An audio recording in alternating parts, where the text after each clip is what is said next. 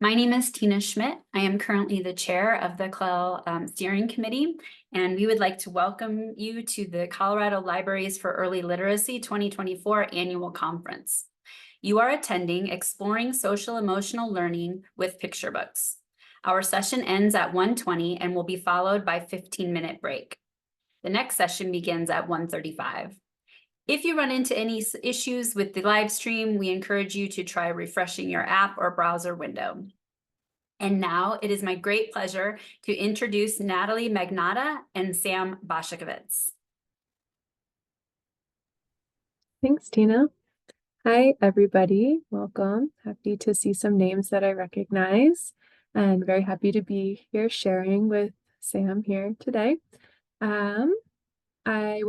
Both of us work at the Denver Public Library. I work in the early learning department, so we focus specifically on working with 0 to 5-year-olds and their parents, caregivers, and educators. And prior to that, I was an early elementary teacher.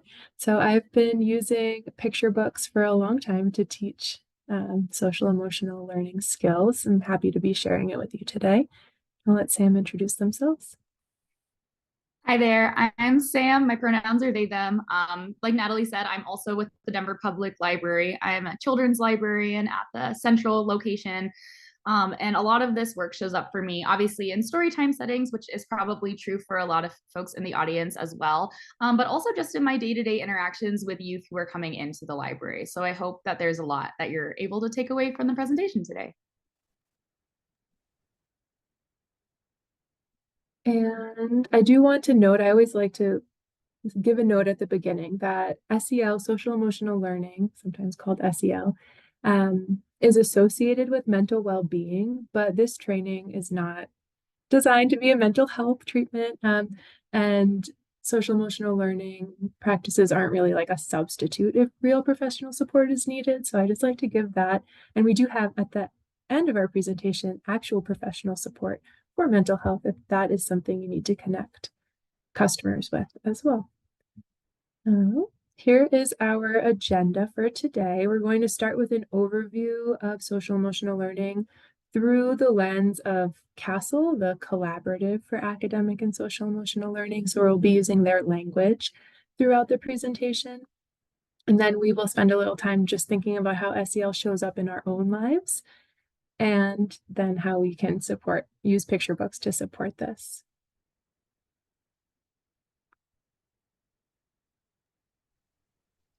All right, so we're gonna do just a quick, oh, sorry, Natalie, go ahead. A quick dive into CASEL's definition of social emotional learning. So like Natalie said, CASEL is the Collaborative for Academic, Social, and Emotional Learning. They've been around for about 30 years. They started in 1994, and they are a network that involves people from all different disciplines. So we've got teachers, researchers, practitioners, and advocates from across the country that come together and focus on this work because they believe that it is very important work to be doing. They've identified 5 competencies: self-awareness, self-management, social awareness, relationship building, and responsible decision making. And we're going to take a little bit of a deeper look at what each of those are in a bit. But essentially, the idea behind SEL is that when we build better relationships and we attend to everybody's well-being, everybody is better off. And personally, I cannot listen and read at the same time. So I'm going to give everybody just like 15 seconds to quickly read the CASEL definition that's here on the screen.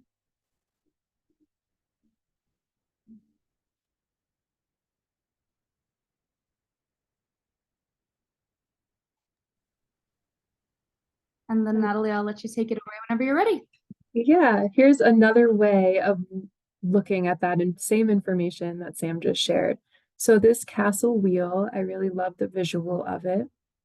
You can see the top 2 in orange are related to self, and there are green ones on the bottom that are related to how we interact with others, social awareness and relationship skills. And then we also have responsible decision making. I really enjoy how this shows that they're all connected. There's not one that's like hierarchical to another. And I also love how this places these skills within school, classrooms, schools, and then homes and the greater community. So even us as librarians, library staff, we play a role in supporting this development in early childhood. And we'll just dive into a little bit of understanding details around each of these. We're going to be applying this to books in a little bit. I also have put in the chat several times now. I see people are coming and going, so I'm keeping adding it, but you can click on this link and it'll take you to the castle wheel, as well as these same images of descriptions that I'm showing you right here. And so self-awareness, that's related to being able to name and identify our emotions, how they feel in our bodies, how we express them. It also has to do with being able to recognize our own strengths, having self-confidence and belief in ourselves that we can achieve our goals. And then self-management is building upon that and being able to manage our stress, manage our impulses, manage the ways that we express our emotions. It also has to do with goal setting and organization.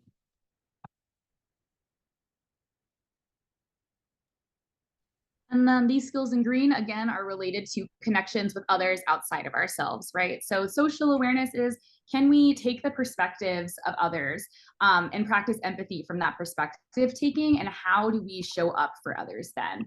And others, including folks with a diversity of experiences that might be different from our own. So that's also important for this competency.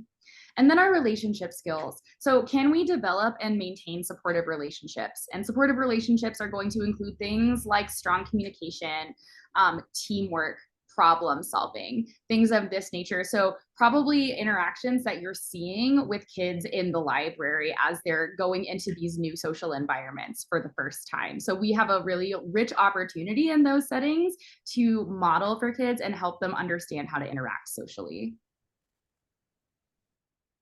And then lastly, responsible decision making, being able to identify problems and solve them, naming problems and being able to solve them, being a critical thinker. And I think that we see this, like I said, none of these are hierarchical, they're all really connected. We see responsible decision making showing up in our relationship skills, in our relationships with others. We see this responsible decision making showing up in the choices that we make for ourselves as well. So that was, again, like a really quick overview of like a lot of information.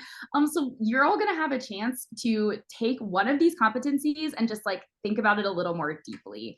And Kelly, this is where we're going to do some breakout rooms, if that's possible. So I'll just quickly explain each of these competencies has a number associated with it. You're going to end up in one of 5 breakout rooms, also corresponding to one of these numbers. And you'll take a few minutes as a group to define your competency in your own words and think about how that shows up in the library or even just in your personal life that's feeling more relevant. And then we'll have an opportunity to share out as well.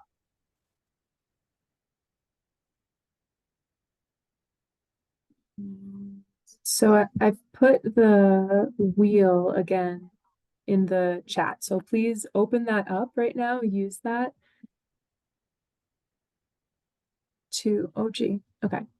And I don't know if we shared, like, look at your breakout room and look at the number on the screen. Hopefully people saw that. Everybody's in breakout rooms now. Can we send Yeah, everybody should, what do you guys need me to send? I just opened the 5 rooms. Great. Yeah, Sorry. and I see everybody's in them. I think do you want me to bring them back? I can close it. Okay. No. Can you send a chat to the rooms? I should be able to, yeah. Yes, what do you want me to say? Group 1 or room 1, self-awareness. Room 2, self-management. I'm gonna do that using my voice. Oh, great. Can you can see it on the screen? I can see it. Perfect. Yeah. Okay, I'll go ahead and do that. So they're gonna focus on that particular thing. Okay. Yes. And then I'll set a quick timer, Natalie, and we can bring everyone back after a couple minutes. All right, participants, if you are in group 1, your team will be managing self-awareness. If you are in group 2, you are working through self-management. Oh, I'm sorry, guys. I got to do this differently. Let me do this again. Group 1, if you are in room 1, you are focusing on self-awareness. If you are in group 2, room 2, you are focusing on self-management. If you are in room 3, please focus on social awareness. If you are in room 4, please focus on relationship skills. If you are in room 5, please focus on responsible decision-making, and we'll see you all. We'll bring you back in just a few minutes. Okay, thank you, Haley. Sure. Thank you. Yeah, that was great. I'll turn myself off now. And I see somebody in the chat needs to be added back to a room. I will get you into a room. Sounds good. Unassigned. All right, you're welcome. They're in room 1 now. Great. Sure.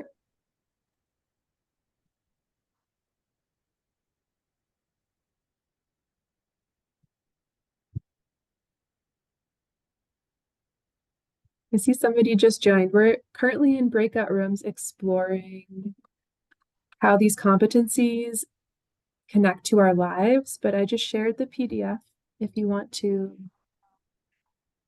open the PDF and explore that on your own. They'll be coming back in just a few minutes. Natalie, it was Julie, so I just bumped her right into a room. Oh, good. So sorry about that. She didn't hear you, but because I knew it was Julie, I just. Oh, no worries. I just didn't want anybody to come in and feel Absolutely. like, what's happening right now? Why is everybody gone? Yeah. Oh, and Robert is also asking to be added to our room. I just saw that.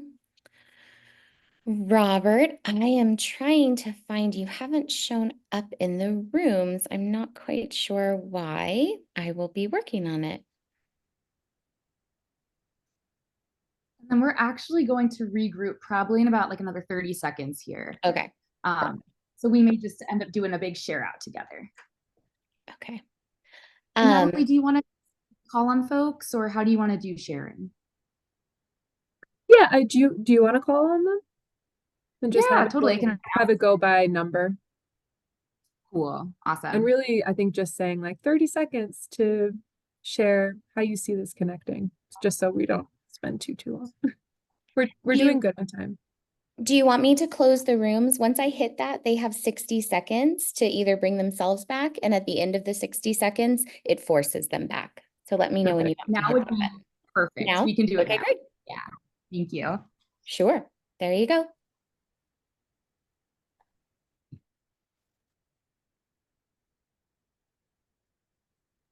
We can just watch the participant numbers as people start to trickle back in. And I can let you know when it's 45 seconds left. I can let you know when it's officially closed. Thanks. Mm-hmm.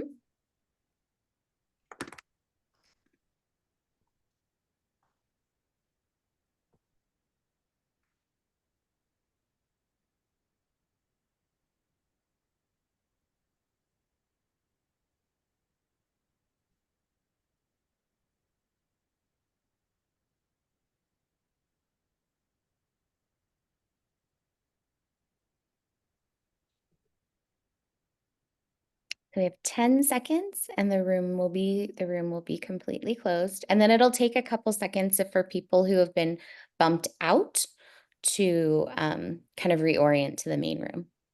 Okay, they should all be forced back right now. All right. As everybody's coming back in, I'm just going to give some quick instructions for next steps. We are going to give each of the 5 groups, like 30 seconds just to give a very brief summary of their definition and maybe like a takeaway. And I'm just going to go in order of the numbers to make things easy. So would someone from group 1 be interested in sharing what their group came up with? And please feel free to unmute and share that way if you're comfortable, but you're also welcome to put it in the chat.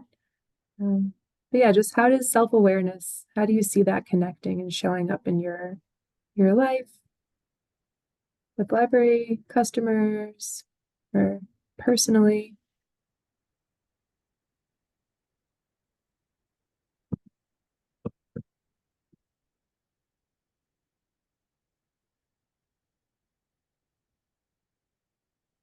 Maybe no one from self-awareness. Anybody from self-management, group 2? This is Eden. We discussed just behaviors that young people bring to the library. Some individuals not being well, it crosses over with awareness, but regulating their voice or the response to hug people without asking first, these kind of things. And we acknowledge that that's a developmental thing that it just comes along with experience.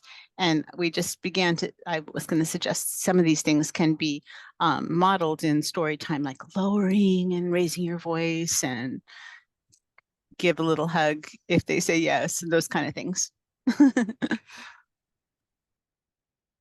Fabulous. Thank you for sharing. Anyone from group 3, social awareness, have anything they'd like to share?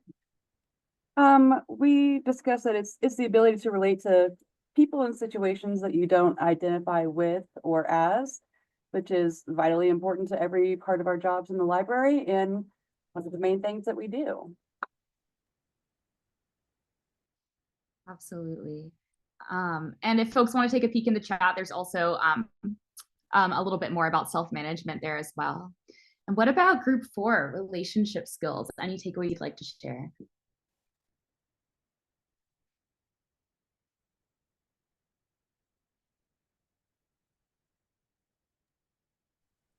So we didn't come up with a definition, but we talked about how it would be great to talk about those things in toddler and preschool story times through books, but not just focusing on the kids, but the adults in the room as well. Yes, I love that. And we will talk a little bit more about like the special role of adults in this work as well throughout the presentation. And finally, responsible decision making, group 5, if you have anything to share.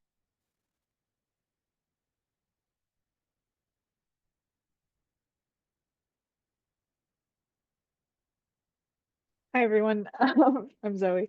We kind of discussed more along the lines of like what picture books and topics around responsible decision making kind of come up, like how it can show kids through sharing and like talking about food, how to kind of the topics in which this section is delivered, if that makes sense, is kind of what we talked about.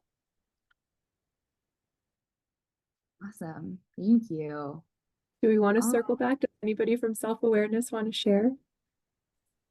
Now that everyone else has had a chance. I can kind of jump in. This is Jordy. I think we were all having a little bit of technical difficulties, but I noticed in chat someone put like just figuring out how we feel and just kind of being aware of like emotions in your bodies, being aware of our feelings for self-awareness. And then someone else brought up that like it's kind of different talking about these things in a public library setting versus a school setting because you get to know kids more one-on-one. The age impacts it a lot, and at a public library you might not always know like who's coming in the door and what age or kid you're gonna get and what their history is. So that was kind of some of the stuff that came up in self-awareness. Yeah, really.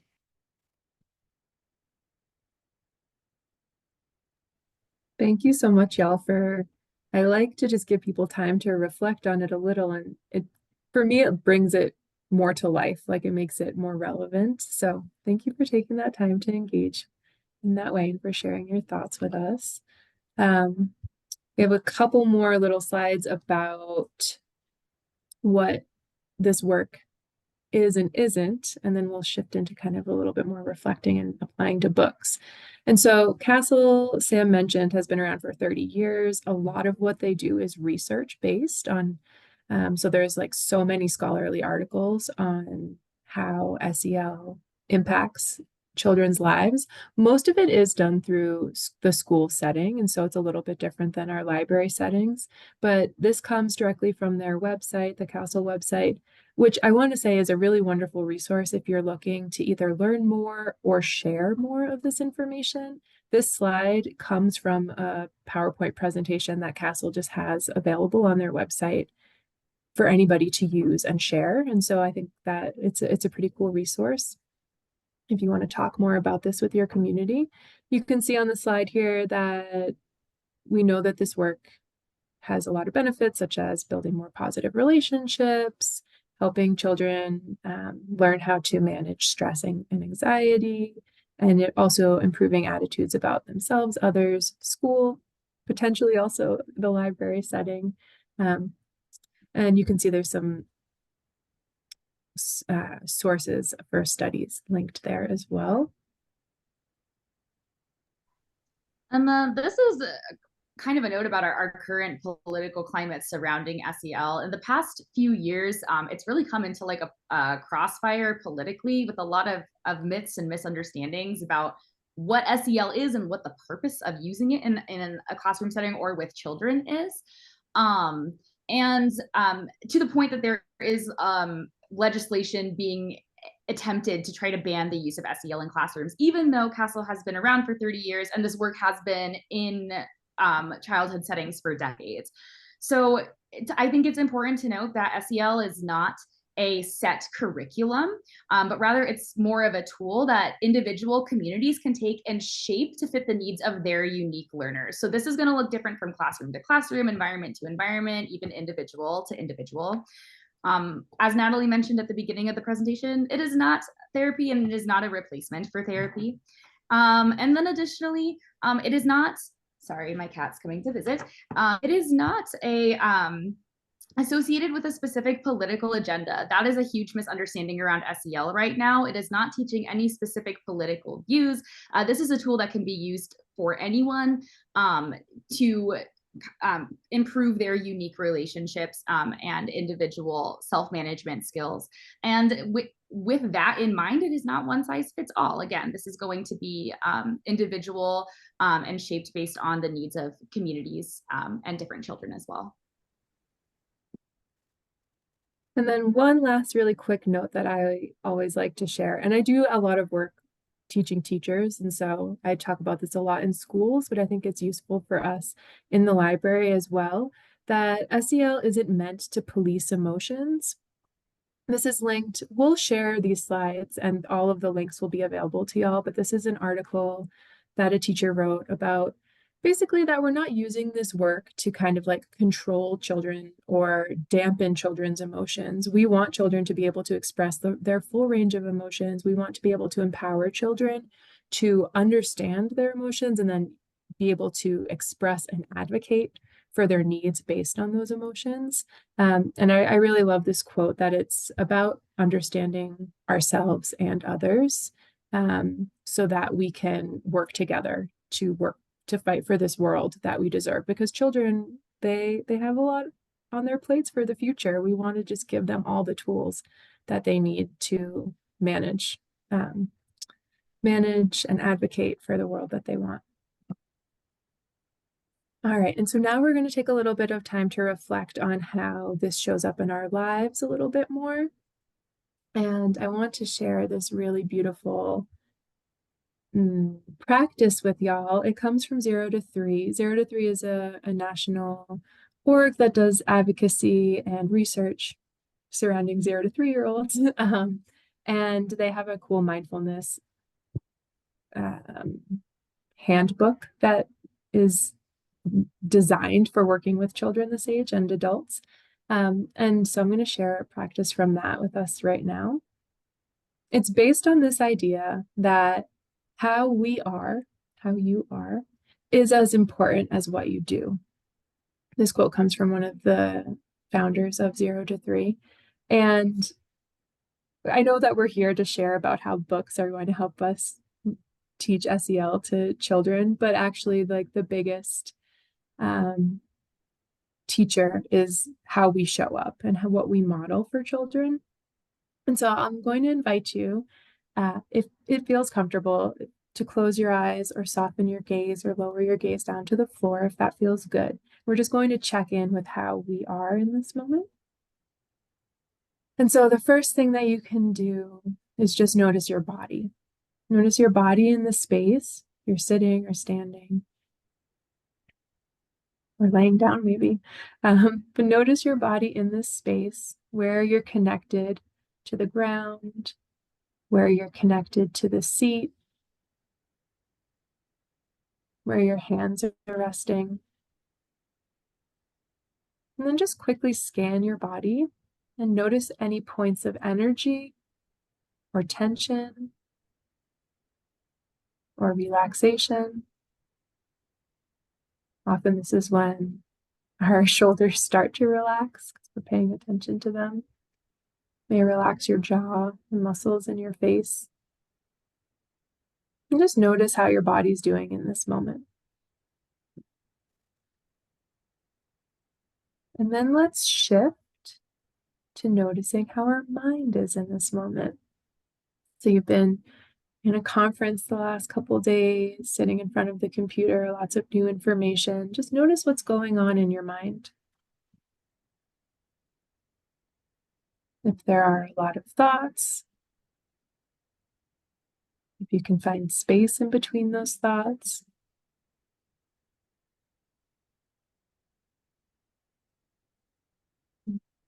Even more generally, like if there's energy there or if there's some sluggishness. And we're just noticing without judgment. So whatever you find is perfect.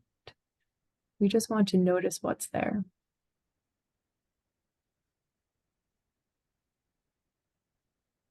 And then lastly, shift to your emotional state, noticing your emotional state right now. And it can be, we can start generally with, is it pleasant, unpleasant, neutral?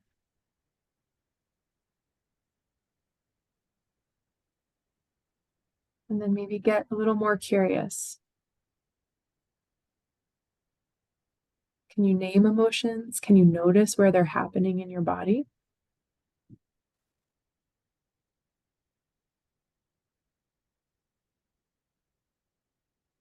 And then we'll take all of that data that we just collected, how our body's doing, how our mind is, what our emotional state is, and just notice that all together. That's shaping how you show up in this moment. And so I like to remember this. It can be a very quick practice of just body, mind, emotions. This is how I am, who I am right now, with no judgment, just the information. When you're ready, if your eyes were closed, if you want to blink them back open and come back to the space. Thank you for being curious and noticing how you're doing. I think that's really our greatest tool before any interaction with a child is noticing how we are in that moment. We also want to share that how we show up is really rooted in a lot of brain science. And so I'm not going to go into a ton of details here, but this link to Dan Siegel's hand model of the brain is really wonderful, a really easy way to understand what's going on. But basically, very quickly, because I want to move on to the books, this part of our brainstem, and our limbic system are in charge of emotional regulation and safety. And then we have our prefrontal cortex that's in charge of our higher level thinking, creativity, problem solving, language. And when this part is activated and distressed, we don't have as good of a connection to the higher level thinking part. And so for us as adults, and also when we're working with children who are managing big emotions, just know that the more we practice managing and expressing our emotions in healthy ways, the better connections we have to this higher level thinking part of our brain. and the more easily it will be for us to express and advocate for ourselves. I could go into so much more detail, but I'm going to leave it at that. And then I think this is actually my favorite slide in the presentation. Like, this is how much it matters how you show up as you are helping children develop these skills, maybe through picture books. We are designed, our nervous systems are designed to respond to the emotional states of others because we are social beings. And when others perceive stress or danger and we're able to pick up on that from them, then our chances of survival are higher, right? So this is something that's biological and evolutionary for us. And children are still learning how to regulate on their own. So they are going to very heavily co-regulate with the adults around them. And that's you. So the way that you show up in the space is really going to heavily determine the experience that children are having in your space as well. And picture books are a really, really great tool for helping to explain and depict and model some of those things. But really, the way that you are showing up is what's going to be the most accessible lesson for those children. And we can use picture books to help us show up in great ways. Sam and I recently worked on a bookmark project for DPL, creating an extensive book list for books that support social emotional learning. And honestly, my favorite part of that project was spending so many hours reading books that support this, because I felt like my own I felt myself growing and learning in that process. And so picture books are great for sharing with children. Picture books are also great for adults to wrap their heads around these practices and learn accessible ways to talk to young children about these things. And so really, for so many reasons, picture books support social emotional learning beyond just sharing them with children. We have just some ways in the following slides how picture books do this work. They can help us identify emotions. And so this is a book by Gabby Garcia. It's available bilingually, Listening to My Body. And you can see here, it's describing that when I'm sad, there's the physical sensation of lumps in my throat, that I may cry, that crying can make me feel better. And so we're seeing body sensations, facial expressions, body language in books, and we're able to call children's attention to that intentionally. Picture books can also help us understand emotions, how they look, what kinds of events might cause certain emotions, how different individuals might experience or respond to the same situation differently, or even show or express a similar emotion very differently. I think this is a really great example of this. We have two kids playing together. They're so excited. You can see it in their faces as they're building a block tower, and then wibble, wobble, wobble, crash. You want to run and hide all of a sudden. And we're seeing maybe it looks like slumping shoulders. Maybe it looks like crying. Maybe it looks like a sad face. So essentially what this allows us to see is the full arc of the emotional experience, right? Like, this is the event that caused the emotion, this is the reaction, and then maybe we also get to see the resolution of the emotion as well and how we can re-regulate ourselves. These books can also help us see how emotions can be expressed differently. And so this book, I love, it uses metaphors of animals. And I think it's so helpful to name an emotion that, like, sometimes I feel quiet and alone and I just want to be by myself, and that's okay. And I'm happy in that. And so this is kind of modeling, this child is having thoughts, and this is how their thoughts are showing up in the outer world. I think this is not shown on this page, but many books show really helpful and unhelpful ways to express emotions, and both of those are great to talk to children about.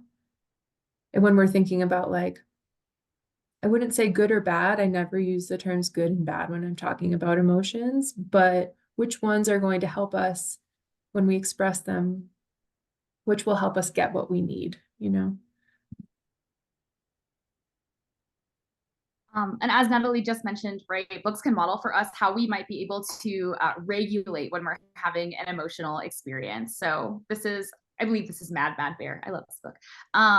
We see Bear having a tantrum on the floor. That is very relatable. That is something that a child might be able to see in a book and go, aha, that's happened to me before, right? And then we get to see how Bear deals with that situation. So Bear takes a breath, and another breath, then all of a sudden you can see Bear's body like actually responding to that regulation based on just taking some deep breaths. So if you're reading this book with children, you can point out, oh, sometimes I feel like this and it feels really terrible. But then if we like take a few deep breaths, maybe we can start to feel better. So kids can make that connection. I've had this emotional experience.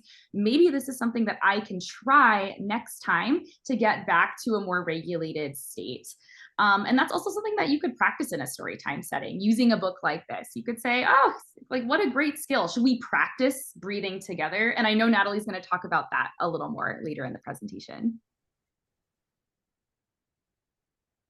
Books also help us with perspective taking and empathy. Those are the next two slides. And this relates to yesterday in the keynote, they mentioned Rudine Sim Bishop's windows, mirrors, and sliding glass doors work. And so books, we know, are just an amazing way for kids to either see themselves reflected or to look through the window or step through the sliding glass door to take the perspective of somebody else. This book is from Same Love, Different Hugs. And there's another book in a similar vein, Don't Hug Doug, around, different people have different desires for bodily autonomy, and some people don't like to be hugged, and that's okay. So we can normalize that people like different things. This child just wants a wave today. And in this book, Lakshmi's Mooch, I love this page for many reasons. Not only are we like getting we have book lists to share and links to share with you at the end.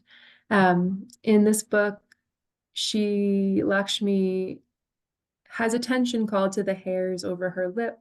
And she said that she comes home from school upset because she was told she had to be the cat because she had whiskers.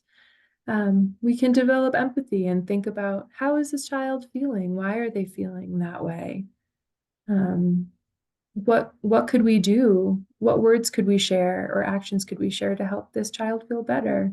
And beyond just the empathy for what's going on, this book is a really wonderful glimpse into Indian culture. There's words in Hindi in the book, and he's making roti. So we're getting a glimpse and being able to have more perspective in that way as well, culturally, which is cool.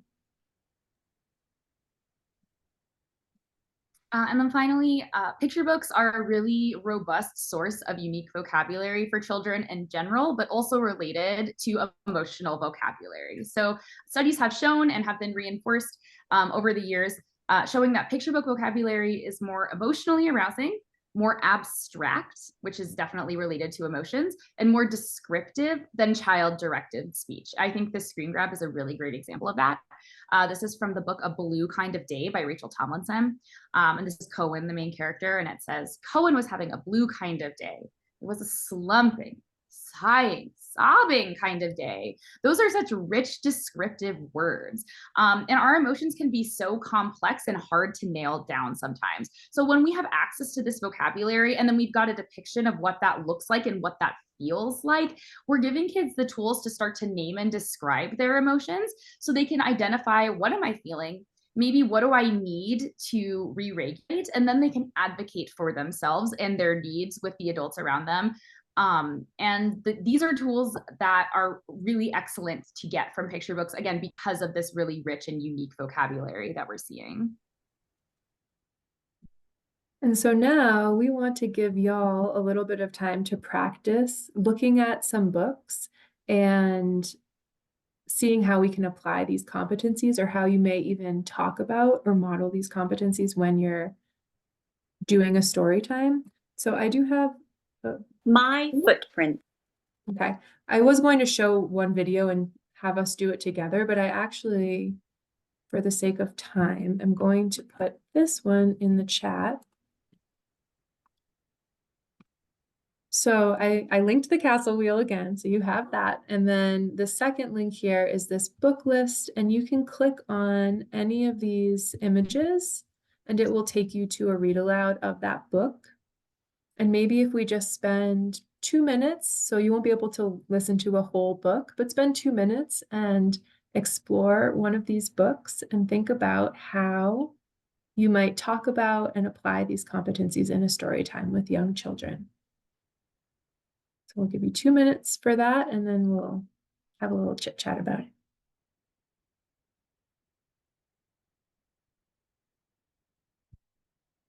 And please let me know if there are any issues with the links or opening any of these documents.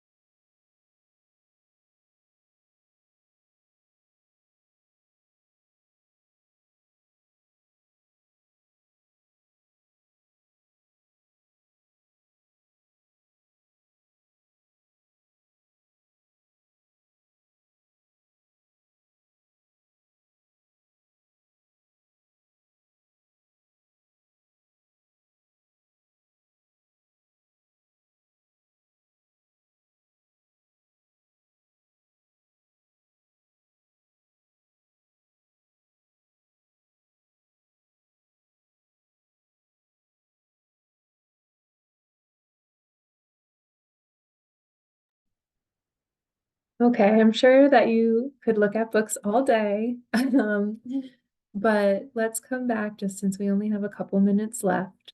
And I'm wondering if there is a brave soul who would like to share what book they looked at and any reflections or where they see it connecting to these competencies of self-awareness, self-management, social awareness, relationship skills, or responsible decision-making. Anybody? It's Eden, and I'll share that I was looking at the many colors of Harpreet Singh, and it's very delightful. And it celebrated the child's awareness of their feelings and their agency to actually choose colors to what they wear to reflect their moods. I didn't get through it, but it looks like a great book. It is a really great book. That book is also available in Spanish, which is wonderful too. This is Red, and I was watching Thunder and the Noise Storms, and I thought it was a really great way to explain overstimulation. And I thought if I was reading it during story time, I would ask kids if there's any noises that make them scared, sad, mad, nervous, and then to bring it back around, I would ask them if there were any sounds that made them happy or calm or peaceful. I love that. That's a beautiful way to connect the book to their lives. And yeah, it does model, how we can take a step back from those sounds and find our grounding again, which is nice. All right. I would love to hear more, but we're running out of time here. So I'm going to click to the next slide and think about and share just a couple more ways to support SEL. These are songs that I love to use, that I've put together. And they're all linked here, so you'll have these when we share them out. But songs that kind of help with self-awareness. I actually haven't used this happy face one before, but it's to the cadence of Brown Bear, and it's with all different facial expressions. So I'm excited to try that one out. For self-management, these are songs that I love that have that like freeze game component in them. And so children are toggling back and forth between like a lot of movement and then calmness, which can help with self-regulation. And then we've got some for relationship skills. I love, if you've ever looked into conscious discipline, they have some really lovely rhymes. Some of them seem a little outdated, but some of them are really wonderful for like relationship building, both with caregivers and children, with children together. I've done all of these in story times and in classrooms, and children have responded well to them. And you can click on the links and you'll see videos. Here are some other breath and mindfulness tools that I like to do with young children. So like 2 to 8 years old, I would say these can work for. Again, these are all clickable links for different breaths. I don't know who the author of Happy Face is. The link to it brings you to the King County Library System. So that is who I would source for it. That's how I found it. And yep, these breaths are also available in Spanish. There's recordings of those. It's a lot of me, I will warn you. I recorded these for our volunteer read aloud program. And so there's a lot of me on there. And then we want to share also all of these book recommendations. We have a little bit of time. Pro, if I click through, do you want to talk about some of the books? Or Sam, do you want to talk about some of the books? For sure, yeah. So I remember we discussed maybe sharing how we picked these books. It was a very long process looking through a lot of different books, and we were really looking for broad representation of diversity of creators of the books, but also like who is depicted in the books, as well as books that show good coping skills or good regulation skills for kids, and books that have good tips for caregivers to use that book to work with their children.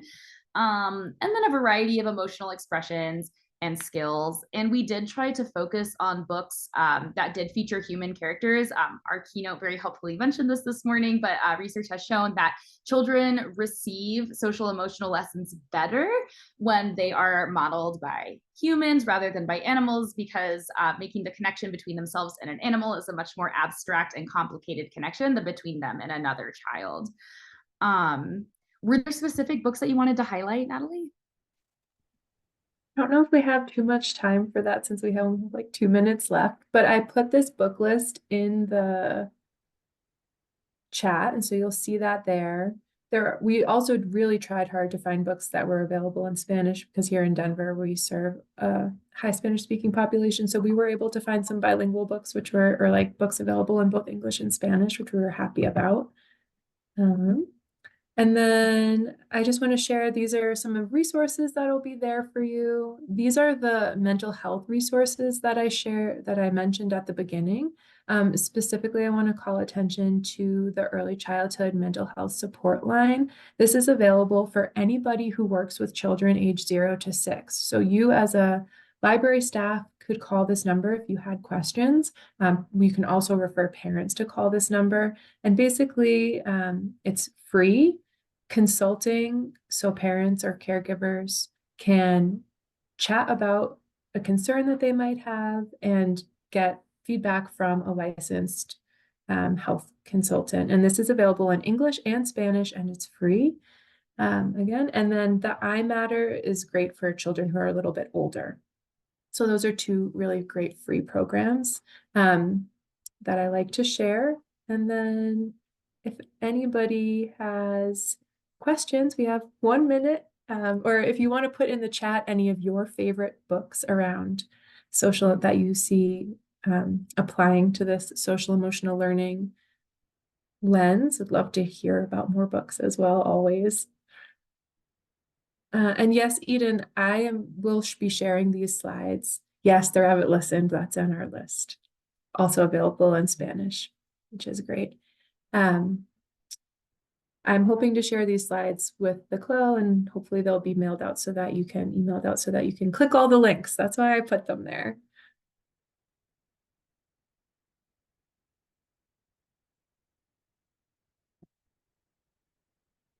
And I think we're at time.